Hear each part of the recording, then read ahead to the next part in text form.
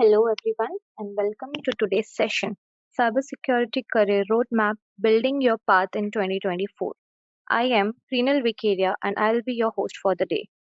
Before we get started, we would like to go over a few house rules. For our attendees, the session will be listen only mode and will last for an hour, out of which the last 10 minutes will be dedicated to Q&A. If you have any questions for the organizers or our speakers during the webinar, please use the Q&A window. Also, if you face any audio video challenges, please check your internet connection or you may log out and log in again. Moving on, we have an important announcement for our audience. We have initiated CPE credit certificates for our participants, and to qualify for one, attendees need to attend the entire live webinar and then send an email to cybertalks@ecouncil.org, after which our team will verify your attendance and issue the CPE credit certificate. Also, we would like to announce to our audience about the special handouts.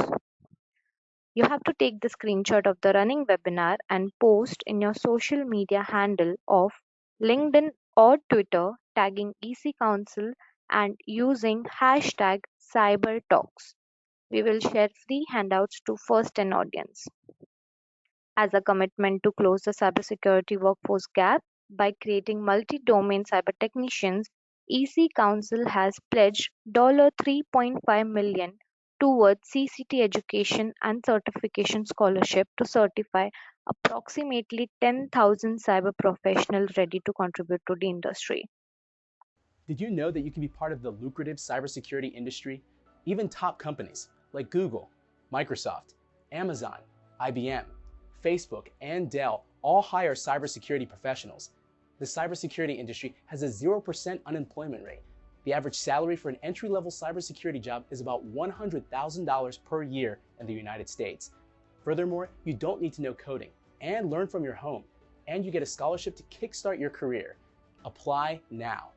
EC Council is pledging a $3.5 million CCT scholarship for cybersecurity career starters. Scan the QR code on the screen to apply for the scholarship. Fill out the form.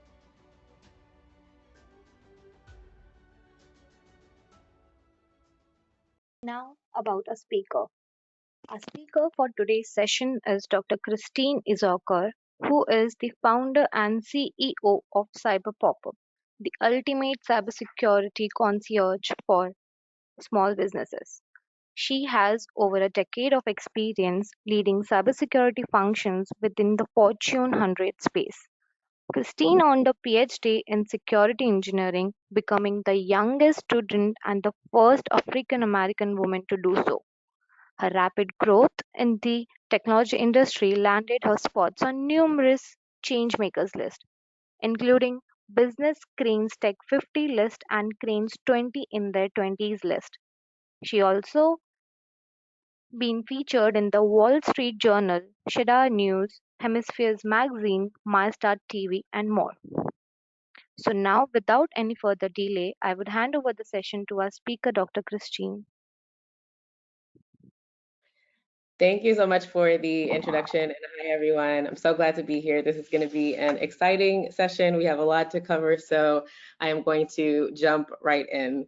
I'll start with a very quick story. So I was having a conversation the other day with someone who I now mentor. I was out in Miami at the time, and in typical Christine fashion, quite honestly, I was just kind of working and chilling by the pool, and she called me sounding very frustrated. And so I asked her, what's going on, what's happening. And she mentioned that she had been applying for cybersecurity jobs. She wasn't seeing any luck. And she goes on to say, well, I have a question for you that maybe will help me. And so she asked, when you applied for your last cybersecurity job, what did you do in order to make yourself stand out? And I paused for a minute and I really tried to think very hard about the response. And then I chuckled a little bit in the most humble way, because I realized that I literally could not remember the last time I looked for a job or applied for a cybersecurity job.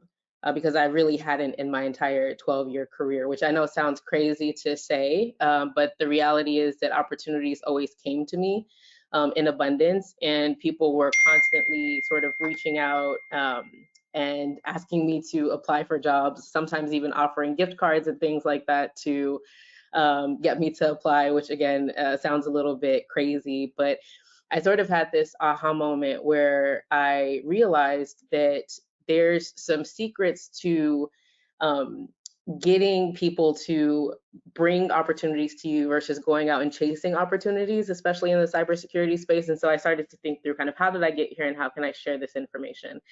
And I think it's because I focused on two things that I'm going to focus on a lot throughout this talk. One is I focused on being the most qualified cybersecurity professional that I could be.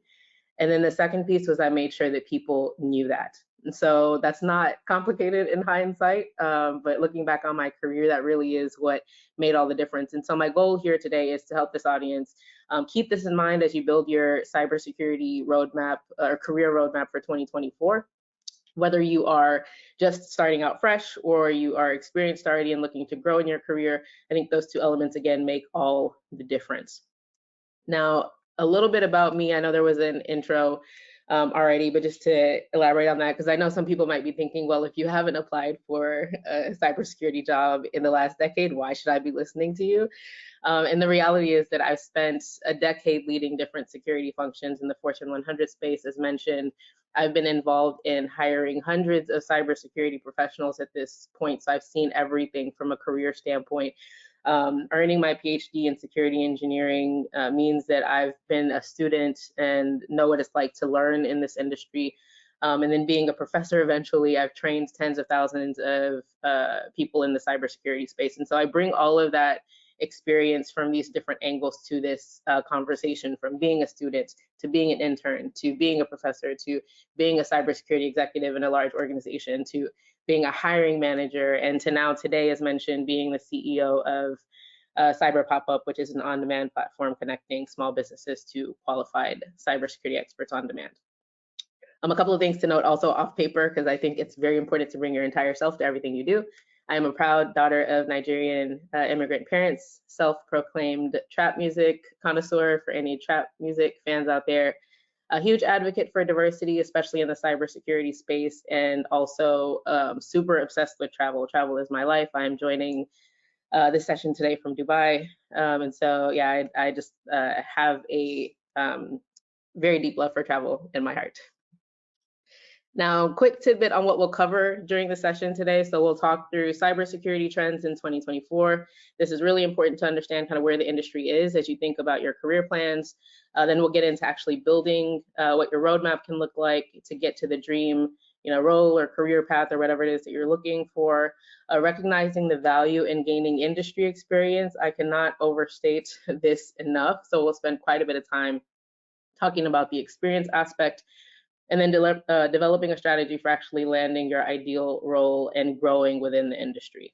Now, I know there's a mix of folks from different stages in their careers here, but there's also a large concentration, it looks like, of folks who are early in their journeys. And so I'll share information that is relevant no matter what stage of your career you're in, but I'll also hone in a bit more for those who are just getting started out.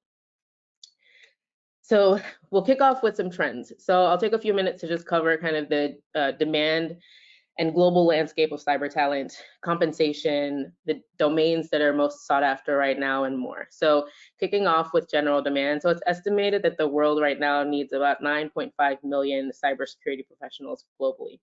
Currently, the workforce is at 5.5.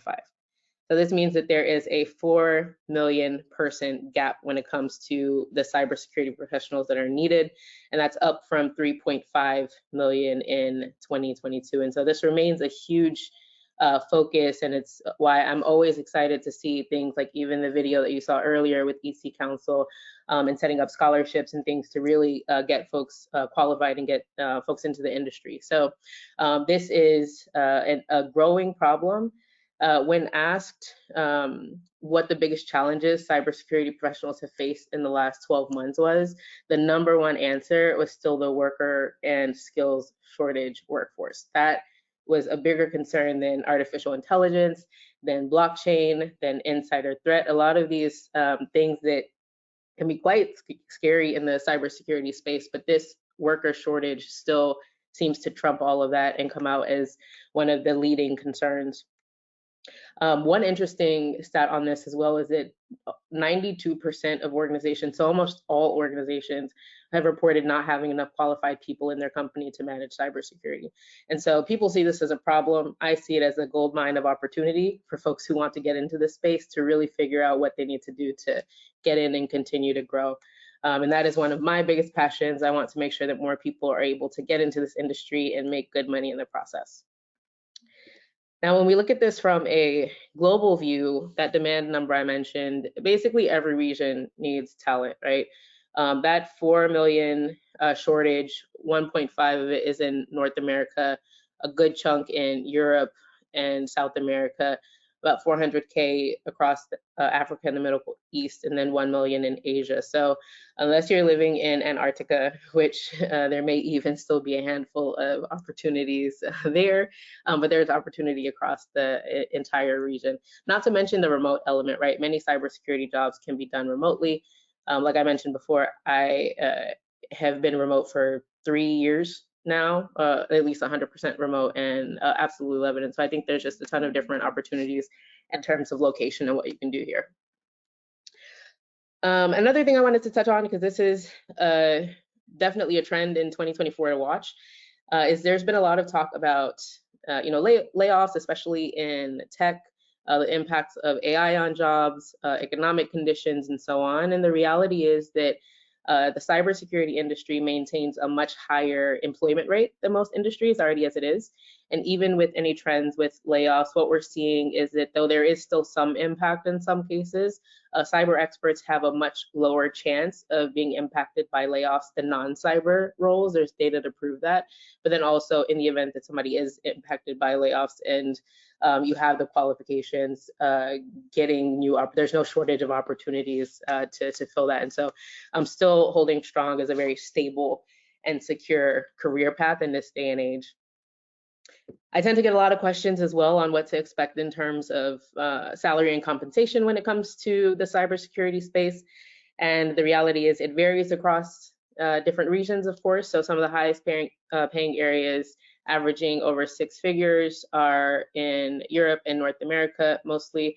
I'm using USD as the currency here just to be consistent across the board for comparison, but you'll have countries like, Switzerland, for example, is one of the highest paying cybersecurity regions with an average salary of about 150K.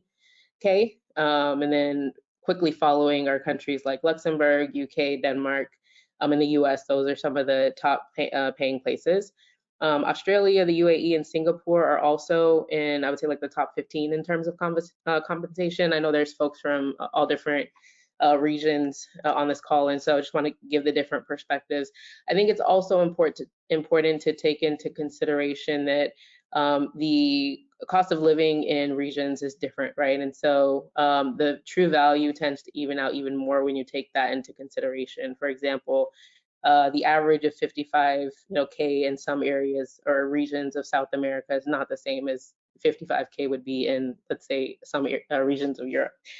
And so, long story short, I think there's strong salary opportunity all around when it comes to the domain, and I think that's going to continue for some time.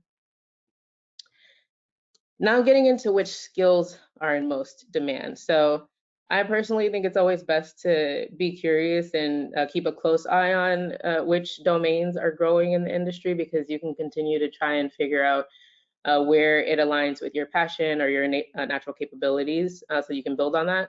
What we're seeing is that the number one by far is cloud security. So one report I saw, 50% of cyber professionals considered this to be the most in-demand skill that you need if you want to advance your career, whether you are just starting out or you are already in the industry and looking to grow, some understanding of cloud security. And so for those who are unfamiliar, cloud security is basically you're protecting cloud-based systems, infrastructure, and data. So think like if you're a company that is running an app on Google Cloud Platform or on Amazon AWS, then a cloud security professional is designing and implementing secure architecture and policies to make sure that those technologies don't get breached.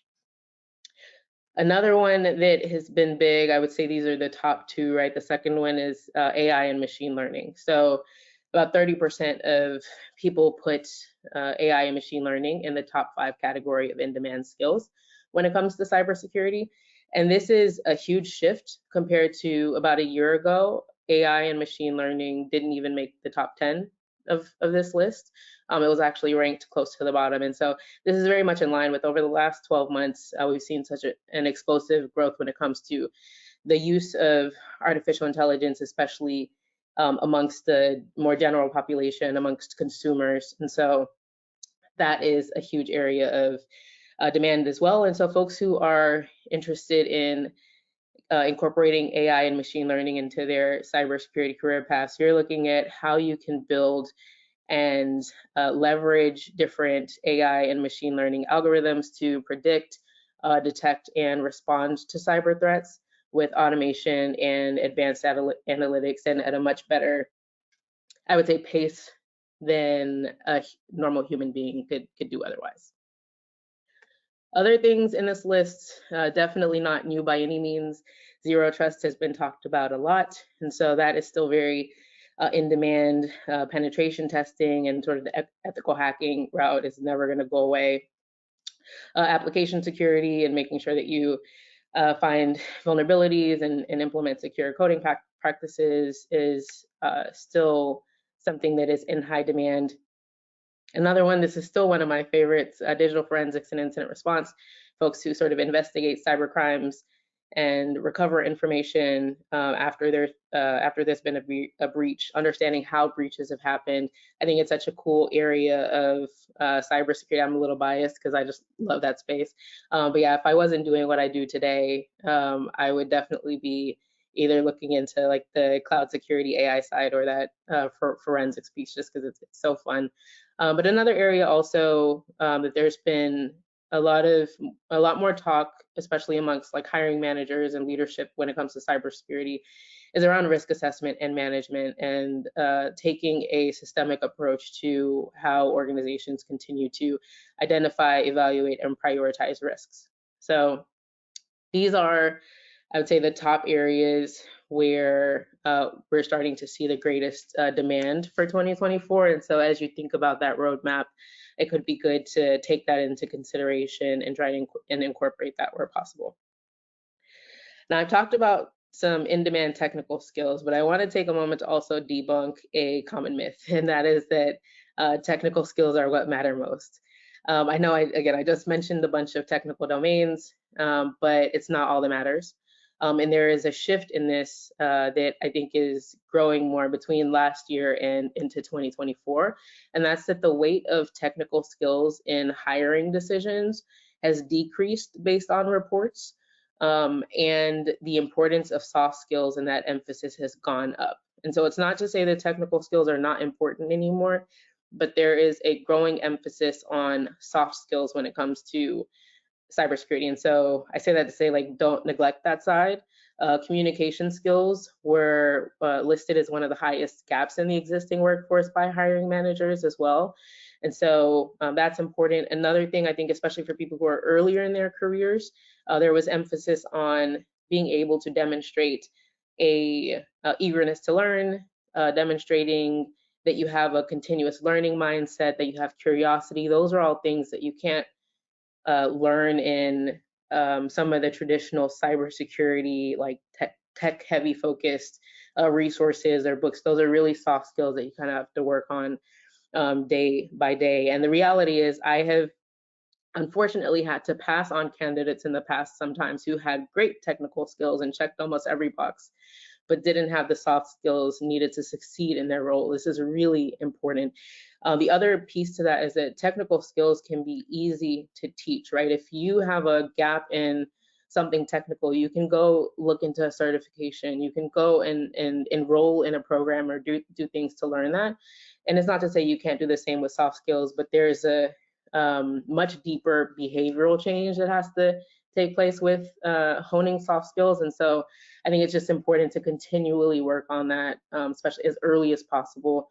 And I think if you can learn to be a great communicator within the cybersecurity space and a good problem solver, I think that's the rare muscle that you can build that gets you from being a good qualified person to great.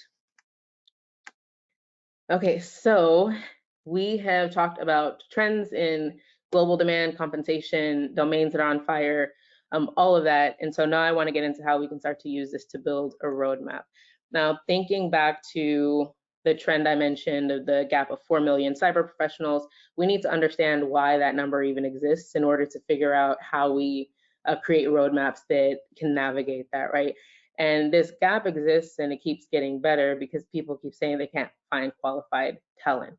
And I emphasize the word qualified. There is not a shortage, in my opinion, of people who are interested in the cybersecurity professional. There's a shortage of people who are qualified to get some of these roles. And so the goal is to become qualified, right? Because if you aren't, despite this high demand and despite this gap, it's still going to be difficult to get aligned with the right opportunity.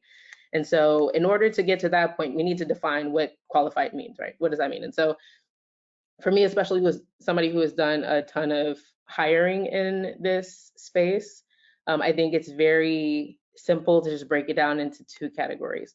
And that's making sure that you are qualified from a standpoint of knowledge and qualified from a standpoint of experience. So by knowledge, I mean understanding, how technology and how cybersecurity works in terms of best practices conceptually. What are the right ways to do this? And those are things that you can learn in school or learn from books or learn in training. And then the other side that is equally, if not more important, is the experience, right? Like, have you actually applied what you've learned to the real world, which gives you and whoever's hiring you greater confidence that you can successfully deliver value. At that point, it's not just theory, right? You're doing things in practice. And so these are the two key areas. In order to build a roadmap around these, there's 3 key steps that need to be taken. Again, very basic stuff, but I like structure and following process. So the first step is you need a plan, right? They always say prepare to plan or plan to fail.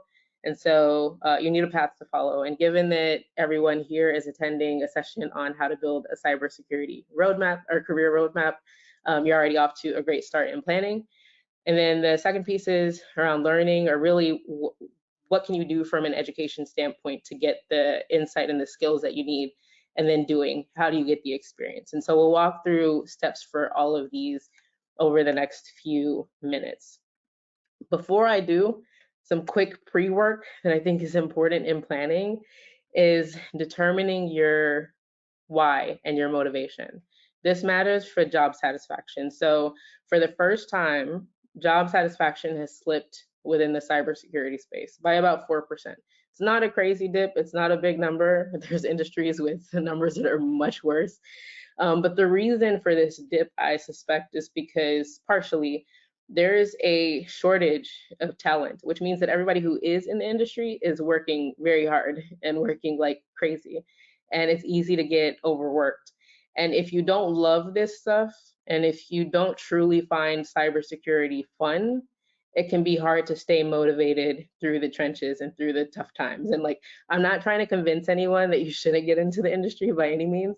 I'm not saying that you'll be endlessly overworked. Please don't take that away as the message.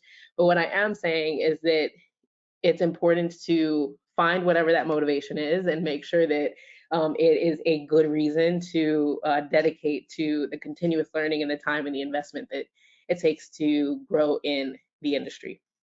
And a couple of tidbits there. So some reasons that have been documented from folks who have high satisfaction in the industry are, one, like they like the ability to work in a continuously evolving field, which of course in this industry, there's never a dull moment. There's always something new. If that excites you, great. Also, a fit for your passion, your skill set, your education. So I know this was huge for me.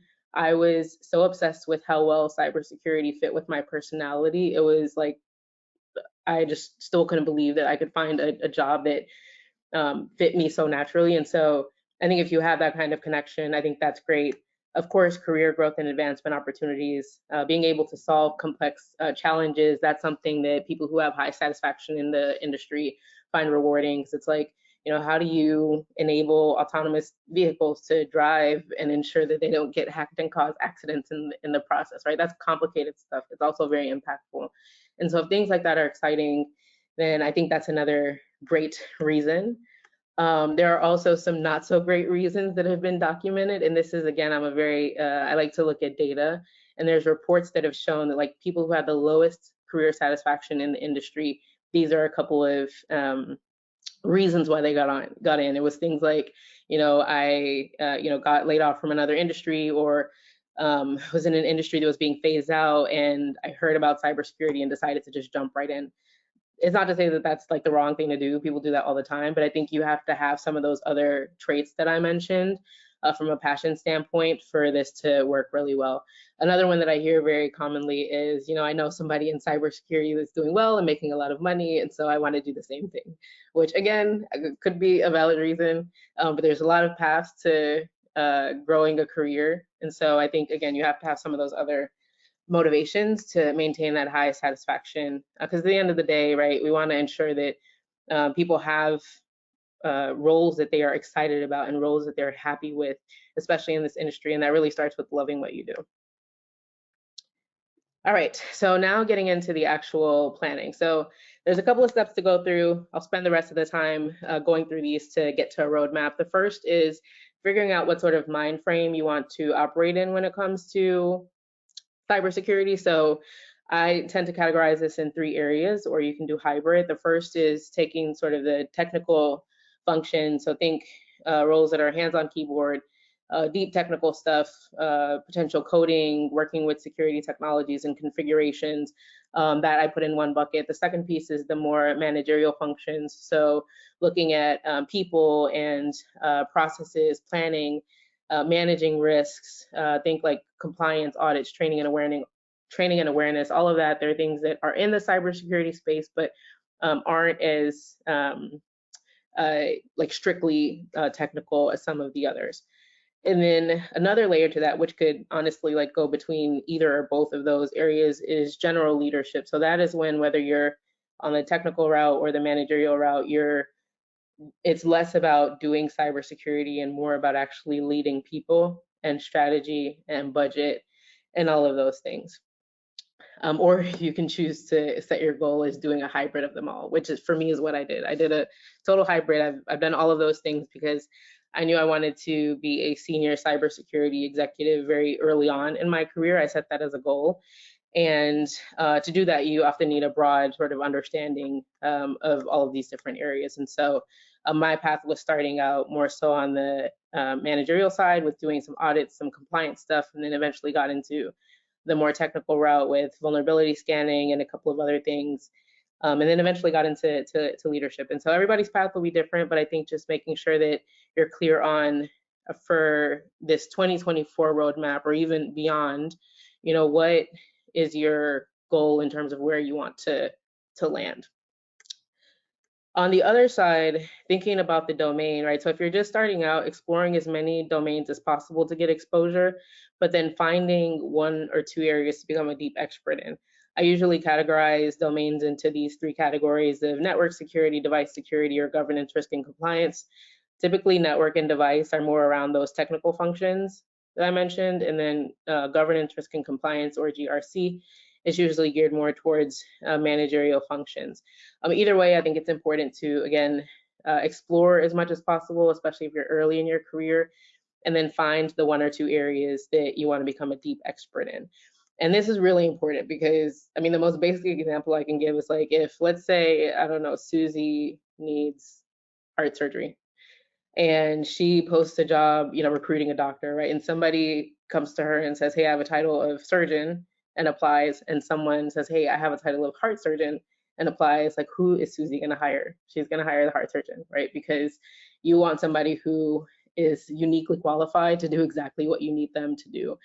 And cybersecurity is the same way. Like, it's okay to be a generalist and you can succeed that way. But I think the way that you command more opportunities that you're uniquely qualified for, and thus the way that you can get to higher pay and position yourself for greater opportunities is by demonstrating deep expertise in one area. And that is a journey. It took me about 7 years to land on what my true obsession area was from a security standpoint. And that is more on the human element of security. But once I discovered that, and once I really dug deeper into it and established myself as an expert and a thought leader in that space, I started to, publish things and speak at events. And honestly, like that's when my career really blew up, like in the best way, when I really found that niche area that I really wanted to become an expert in. Okay, so now getting into the next step. So once you've given some thought to that sort of mind frame that you like to operate from and the domain that you're interested in, the next piece is to set a vision. So this is a very basic formula that I sort of use to determine kind of where to focus from here, right? And so it basically is all of the red letters are variables, right, that you can kind of plug in, but it's, I want to start with X role. You've identified X role by thinking through, again, the domain and mind frame to figure out where you want to land. That role requires a certain amount of experience, and so you can do the research to figure out what that experience is. You then find the Z, which is what expertise you have already, and that leads you to what I call A, which is your gap, and that becomes the basis of your plan of like, these are the skills that I need to focus on building in 2024. Now I want to dig into a couple of these a little bit more just to add some flavor. So with identifying the role that you want to start with, or X, I think if you're just starting out, the role should be anything entry level for the most part. If it's in your area of interest, then great. But if you already have a career in another industry, or you already have a career in the cybersecurity space even, I always am a huge fan of looking for the path of least resistance from where you are today to where you want to get to. And so if you're coming from a different industry, for example, and you're, let's say, a lawyer, I would be picking a role that is very closely related, right? Something around compliance, cybersecurity regulations, maybe even breach response, because there's a lot of legal implications there. If you're in healthcare analytics, maybe you want to look at cyber analytics. If you're a teacher, maybe you want to look at training and awareness. If you are a medical emergency response person, maybe you want to look at incident response. I have seen that transition happen before. And so I think it's just important to identify what the path of least resistance is when it comes to roles, and that is a great starting point or a place to work through. And then again, looking at job descriptions to figure out, okay, if this is the role that I'm looking for, what are the common requirements, what skills that I already have, and what are the gaps. Once you know what those gaps are, that's where the action begins, and you're not just planning anymore, you're actually figuring out how to learn and then doing so. And so with learning, I get one of the most common questions that I get across the board is, how do I best learn about either the cybersecurity industry in general or a specific domain? And it's, do I do a certification? Do I do a boot camp? Do I get a degree? Do I learn on my own? And my opinion is that, you can do one, even better, you can do a combination, whatever it takes to get that foundational understanding. Remember, experience is king in the cybersecurity industry. So I think whatever path you choose, it's important to just establish that and then get to a point of getting experience. The faster you can learn the fundamentals through whatever path you choose on the learning side, the better. A few insights from data: 66% of professionals say that a certification is more valuable than an entry-level degree in this space. No shade to school, and I'm not endorsing or not endorsing different types of education, but that is what data says. And so I think that it's important to just think through, again, what combination makes the most sense for you to become qualified.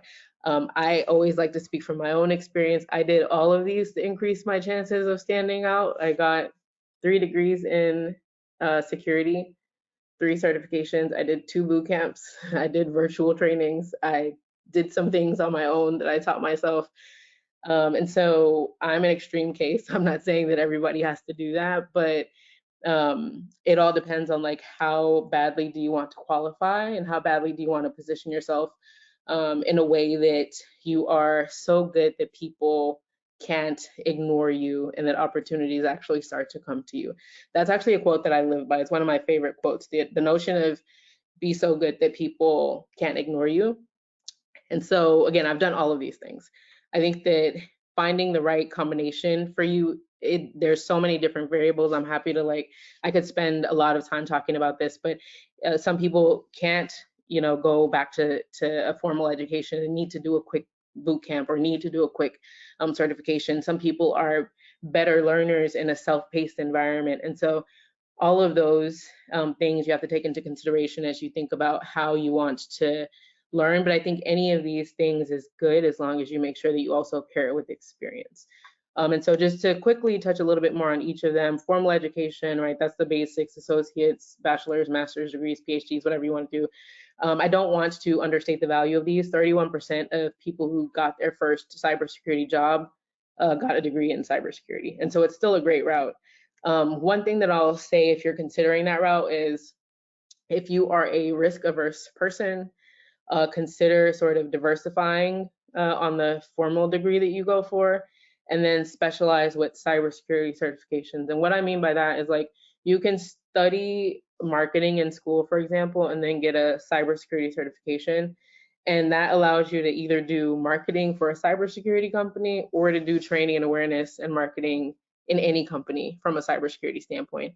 Or another example is like if you got a traditional degree in, let's say, software development or computer science, right? You could do that and then get a cert in cyber.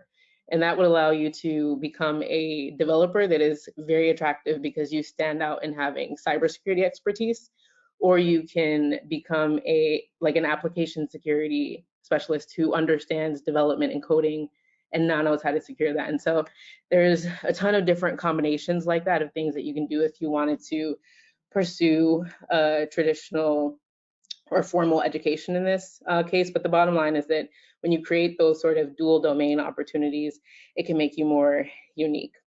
There's also, training programs, boot camps. I'm a huge advocate for. Go all in for a concentrated amount of time. The self-education, doing books, podcasts, hackathons, creating content, and sharing your insight with others as you learn. Even if you're early in your career, sharing with others is always a gift. Doing ethical hacking and playing around on your own systems in ways that do not get you arrested, please. Another piece is just being able to explore different cybersecurity tools that are out there, read the user manuals, learn how to use them on your own. Those are all ways to sort of get educated on your own. And then I would say the most popular is the certifications. So 51% of people in cyber say they got a certification before getting their first job. And so this is still one of the most popular, I would say, pathways or credentials to build. As I mentioned, I've gotten a few certifications at this point, and they have all been well worth it. And so I highly recommend, as you build your roadmap, whether you have certifications already or you don't, incorporating at least one certification that aligns with the domain that you're interested in, or any of that. Just making sure that you have at least one of those as a part of your learning plan, because they are very important in this day and age. Okay, so now getting into experience. So this piece is probably the biggest topic here. So most hiring managers say they're reluctant to hire entry level employees who have no experience. And I would also note that even though education and degrees remain valuable, most cybersecurity professionals see experience and certifications as more important than getting degrees. Again, never a knock to formal education, but this is what we're seeing across the industry. Now, this creates a dilemma because there's the old saying, right? You need experience to get a job, you need a job to get experience. And so the hack is to really get experience as early as possible, whether you're just starting out or you're later in your career. when you're looking for that next promotion, or you're looking to get into another area of cybersecurity, the biggest gap that I see as a hiring manager, and I think as people see across the industry, is whether people can demonstrate direct or indirect experience in the roles that they're going for, or be able to translate how the things they've done in the past will help in this role if they've never done it before. And so that experience really matters at every level. And so on that note, I think in order to build your roadmap to experience that you need, I think you have to understand where you are in your journey from an experience standpoint. And so I'm a logical person. I like frameworks. And so this is a quick matrix that I pull together and revisit throughout my career to tailor it to the experience that I need ideally and what I have. And so it's very simple. You can create one of these in Excel or Google Sheet or anything you choose, but based on the role you identified in the step I mentioned earlier, you list out all of the skills that you need experience in. If you look at job postings and things, you can tell how many years of experience are required. And then you can fill out in the last column how many years of experience you have. And that can start to tell you where your gaps are. The other thing you can add as a column in here is, now what are my plans for actually getting this experience? And you can start to note those things down. Now, the ways that you can get experience are plenty. I'll talk about this from a couple of different angles. If you are in school or in an early kind of entry-level space, internships, of course, are great. I did this. This was my way in. I'm a huge fan of internships. One thing to note is that you can optimize your experience by extending these depending on your location, if that's not an issue. So for me, I started with I think my internship was supposed to be like 4 months, and I wanted more experience. So at the end, I begged them to keep me on while I continued to study. And I built a case of like how I was adding value and all of that. And not only did they let me stay as an intern for a full year at that point, but I got a raise on my salary as an intern. And by the time I graduated, I had 3 full-time offers. And so I think, again, maximizing any experience that you can in any way possible and extending that is always good. Apprenticeships, looking at real world projects that you can do is important. Some universities are creating cybersecurity clinicals, which are similar to, let's say, the medical clinicals that med students do, or like law clinics that law students do. And so they're creating cyber versions of that, which I think is good. If you're in a current job that is cybersecurity related or not already, then there's things that you can do. I think job shadowing folks who are in the role that you would like, looking at rotational programs if they don't exist, being a pioneer and advocating for them. I was the one who started a lot of programs in my prior career because there were programs I wanted and they didn't exist, and I knew they could help other people, so don't be shy about that. And also just networking and meeting with security folks in your existing company, again, if you're already in the industry or already employed. And then lastly is independently gaining experience. So thinking about setting up your own lab or subscribing to outsourced labs, there's some of those. Volunteering for nonprofits or startups, I'm a huge fan of this. This is something that I personally did as well. So I looked at my matrix early on and realized it was going to take forever for me to check all the boxes I wanted to, and I wanted to grow more quickly in my career. And so I got creative and started getting experience through other channels. So and again, through volunteering, nonprofits, all of that. But the one thing that I'll call out also is it's not just getting creative with cybersecurity experience, it's the soft skills I mentioned too. So for example, I saw that most jobs at the level that I wanted to get to needed several years of experience leading a team. And at the time I created my matrix, I was an individual contributor. And so I had no team or direct reports. And so I started thinking about, okay, how can I get creative and like get leadership experience to make sure that I'm qualified for the role that I want. And so I volunteered to start and lead a business resource group in the company, where I started leading a team of about 8 employees through that group. I became the head of a communications team at a nonprofit in a volunteer capacity. And so I had another team of several professionals that I was leading.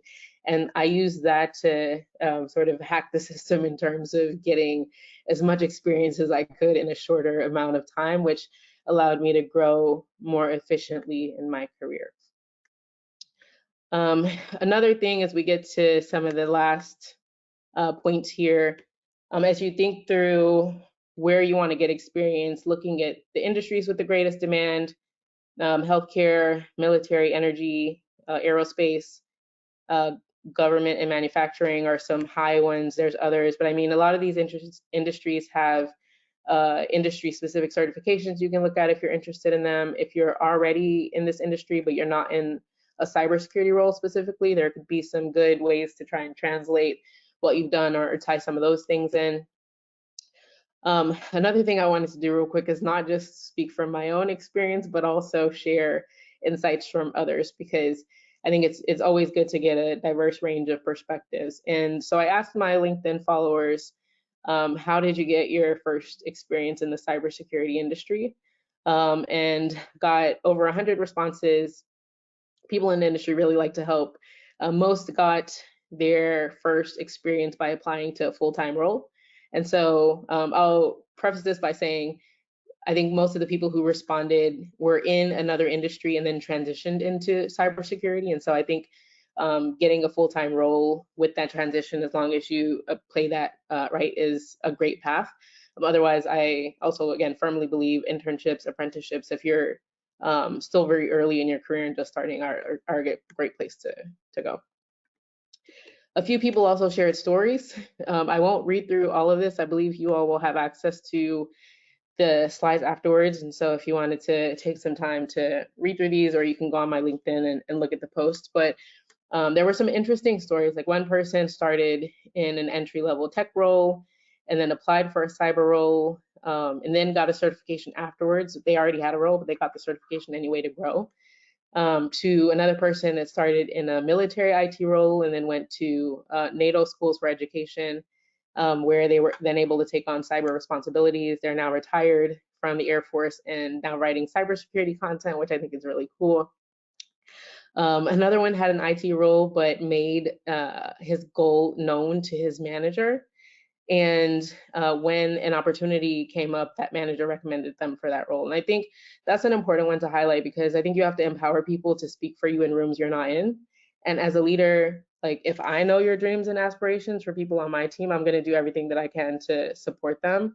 And if I'm hearing about opportunities that you may not have access to, then I can bridge that gap. But I can't bridge that gap if I don't know what your dreams are. And so your leaders should be willing to do that. I wouldn't be shy about sharing whatever your career goals at any stage of your career with your leaders and with other people. Another person got a technical certification more on network management, so not even cybersecurity, but that still allowed them to get a network security job. And then the last one, another one that I love, a woman volunteered at a professional organization in a cyber capacity, and then through that she got recommended for a full-time job that she was able to get. And so all of this means that there's so many different paths, and a lot of these by coincidence align with some of the points that I made earlier. So yeah, this is good stuff to see. So once you get the education and the learning down and you get the experience, the last piece is landing your ideal role. I won't spend too much time on this because this is all basic information. I would say it's not unique to the cybersecurity space. The big piece really is getting the qualifications together. Once you have that, the rest is, I think, a bit easier, because again, there's so much demand. And so a couple of basic things: getting your resume together, enhancing your online presence. People have to be able to find you. Again, being able to network, so joining different industry organizations, attending events, exploring diversity and inclusion groups, and things like that is important. Also, one quick thing to know is researching things like recently hacked companies. They tend to be the ones investing a ton in security. unfortunately. And so those are areas where they tend to do a lot of hiring after the fact. And so just looking at little things like that, I think can also be helpful in this process. And then finally, being an eternal student and learning forever. So once you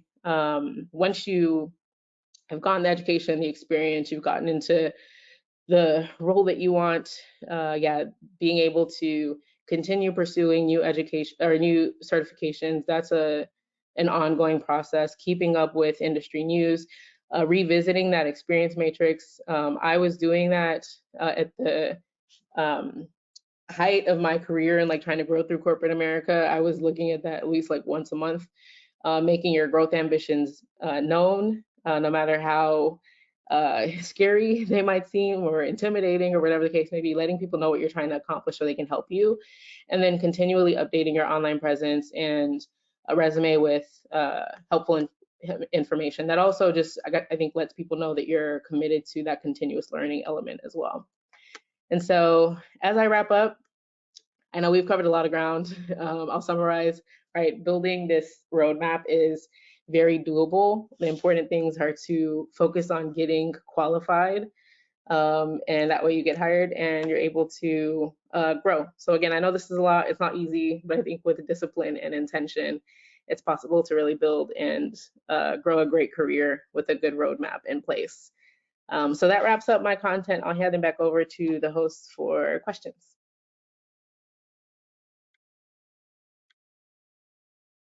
Thank you very much, Christine, for such an informative session, and our attendees share the same sentiments. Before we begin with the Q&A part, I would like to inform all the attendees that the session is in sync with EC Council Certified Cybersecurity Technician (CCT), which is an entry-level certification program. This program provides multi-domain technical skills, 85 hands-on labs, and has captured the flag exercises and performance-based exam delivered on a live cyber range. CCT maps to many roles in the industry like IT support specialist, IT networking specialist, cybersecurity technicians, network engineers, SOC analyst, and IT managers. Anyone with a CCT certification is eligible for 3.5 million cybersecurity job vacancies in the world by 2025. So, if you're interested, let us know in the poll that is going to be conducted now. Let us know your preferred mode of training and we will reach out to you. So, meanwhile, shall we start with the Q&A, Christine? Yep, let's do it. Okay, so our first question is, I'm currently in my final year of pursuing a bachelor's degree in cybersecurity management, but I lack any prior work experience in the industry. Is it feasible for someone like me to secure a job in cybersecurity field as a beginner with no prior work experience? Additionally, I'm considering enrolling in a master's degree program in cybersecurity after completing my bachelor's degree. What advice would you offer for someone in my situation? Yeah, sure. Thanks for the question. I think it's definitely doable. Like if you're in your final year of your bachelor's in security and you're looking to get a job, it's doable for sure. I've emphasized the importance of experience a lot, and so I think that even during the job search, like just being flexible on looking at opportunities that are your like dream role of like what you really want, and then also figuring out ways that you can get creative and getting that experience, I think is really important. The second piece on the bachelor's to the master's, again, I might be a little bit biased because this is the route that I took, but I started out doing a bachelor's in business administration with a concentration in security. And then I went on to earn a master's in information security. And it wasn't until my master's that I started really doing internships and really getting the experience. And I think doing both of them at the same time allowed me to soak in information more. Like I did those internships while I was working for over a year, and it allowed me to just soak in information more and retain information. And I just became a much more qualified and well-rounded candidate. Like I still remember how I interviewed coming out of my bachelor's versus how I interviewed as a candidate during my master's program, and it was like night and day. And so I think that again, there's a ton of different educational paths that you can take. I think getting a master's degree is fine. I think it would be helpful. I think it's up to you and what your appetite is for, again, being in school longer versus considering certifications and all of those things. Thank you for answering that.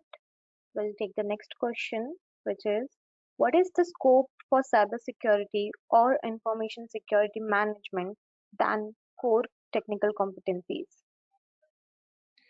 Can you say the question one more time? What is the scope for cybersecurity or information security management than core technical competencies? Okay, what is the scope? So if I understand correctly, like what is the difference maybe between some of the managerial roles and the technical roles? And if I got that wrong, please follow up with me afterwards. I'm happy to chat. But I think that the biggest differences are, I look at some of the managerial domains as more of governance and creating the entire like structure and framework for how security needs to be done. And a lot of the technical elements are very specific channels in that. And what I mean by that is, like, if you look at one of the core managerial areas, right, it's governance, risk, and compliance. And so with that, you're looking at across the entire company, what are the cybersecurity risks that are involved, and how do we manage that risk? How do we make sure that across all of the different regulations that apply to the company, right? For example, if you're a healthcare company, you have to comply with HIPAA. If you're processing credit cards, you have to comply with PCI, and those things can be very complicated. And so from a managerial standpoint, you're understanding how can I like manage a lot of this chaos essentially, and build programs around that.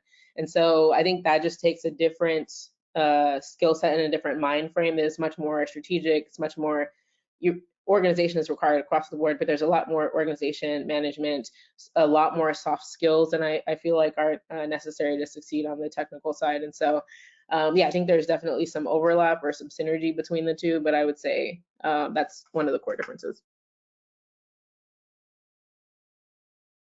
For answering that, our next question is, I am currently in a information governance role and would want to transition to cybersecurity.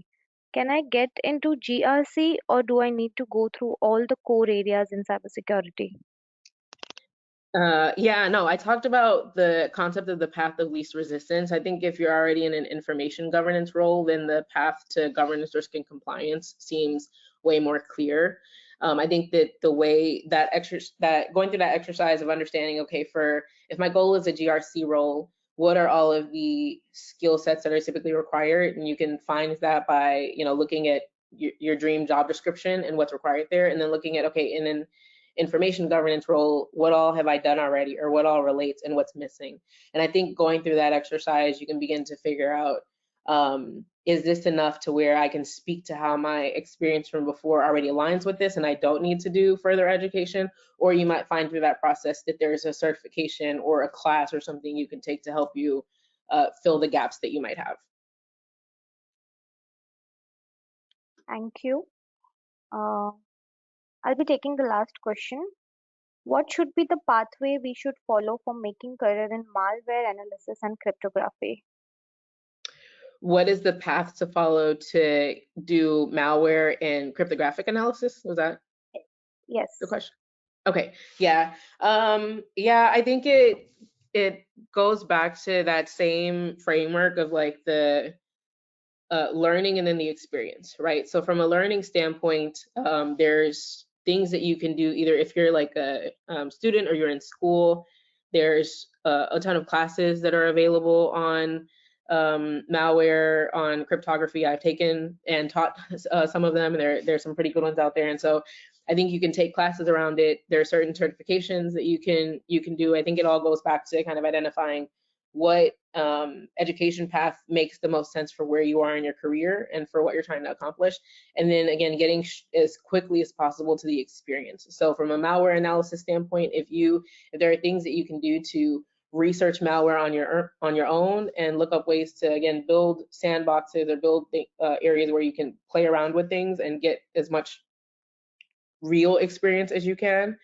that is important. Same on the encryption side. There's everything from like games, if you're like very early and you just want to kind of play around with things. That's how I kind of got started in learning encryption, to actually getting into some of the like keys or some of the apps and being able to learn on that front too. So yeah, I think it goes back to still that same framework and being able to navigate that.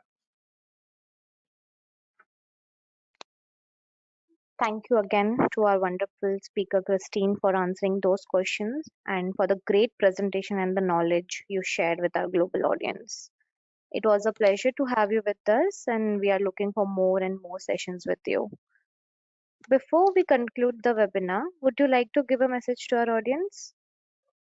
Yeah, sure. I'll just wrap up by saying thank you all so much for having me. I'll go back to my favorite quote about being so good that people can't ignore you. I think no matter what you're pursuing in life, that mind frame sort of creates inherently high qualification and attracts opportunity. And so I highly encourage everybody to sort of keep that in mind and know that if you are looking to get into the cybersecurity industry or already in and growing in this space, there is huge demand. Companies are looking for you. I am looking for you. And so just make sure that you're in a position where you're qualified and people can find you.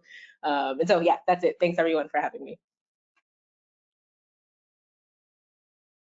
Thank you so much for the message to our audience, Christine. Before we end the session, I would like to announce our next Cyber Talk session, which is Infinite Mindset versus Finite Mindset in Cybersecurity, which is scheduled for 8th of February 2024. This session is a experts panel discussion led by Alexander Howard, Dr. Edel Dan Loherman, and Michelle Mio, and will be moderated by Patrick J.M. Versteeg. To register for this upcoming webinar, please visit our website www.ecouncil.org/cybersecurity-exchange/cyber-talks. The link is given in the chat section. Hope to see you all on February 8th. With this, we end the session. You may now disconnect your lines. Thank you so much, Christine, for today and this presentation. All right, thanks. See ya. Yes, bye.